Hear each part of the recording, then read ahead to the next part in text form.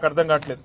వాళ్ళ రాష్ట్రంలో ఎంత దయనీయమైన పరిస్థితులు ఉన్నాయంటే నిన్నటికి నిన్న హైదరాబాద్ నడిబొడ్డున కోటిలో సుల్తాన్ బజార్ పరిధిలో పొట్టున 8 గంటలకి తుపాకీతో కాల్పులు జరిపి లక్షల రూపాయలు దొంగలు ఎత్తుకొని పోయినా వారి గురించి పట్టించుకునే నాదుడు గాని ఈ రాష్ట్రంలో ఇంత దిగజారిన శాంతి భద్రతల గురించి పర్యవేక్షించేవాడు గాని సమీక్ష చేసేవాడు గాని ఈ రాష్ట్రంలో ఎవరు లేరు.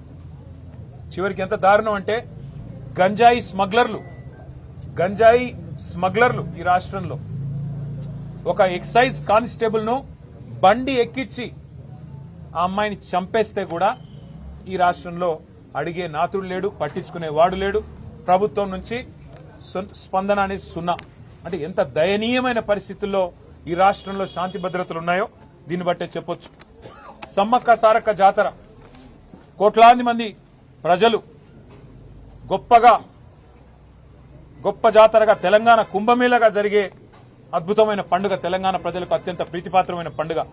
అలాంటి పండుగలో అధ్వాన్నమైన ఏర్పాట్లున్నాయని చెప్పి అక్కడ భక్తులు తిరగబడుతుంటే, అక్కడ భక్తులు ఇవాళ చివరికి మంత్రుల అద్దాలు ధ్వంసం చేస్తుంటే, మంత్రుల కార్ల అద్దాలు ధ్వంసం చేస్తుంటే ఎంత అధ్వానంగా ఈ రాష్ట్రంలో ట్రాఫిక్ నిర్వహణ, శాంతి భద్రతల నిర్వహణ, కనీసం ప్రజల మనోభావాల్ని గౌరవిస్తూ తెలంగాణ కుంభమేళాలో కనీస ఏర్పాట్లు కూడా చేయలేకపోతే సమీక్షించేవాడు లేడు. ఎక్కడున్నారయ్యా ముఖ్యమంత్రి గారంటే గాలి మాటలు మాట్లాడుతూ గాలి తిరుగుడు తిరుగుతా ఉన్నారు. రాష్ట్రంలో మాత్రం లేరు.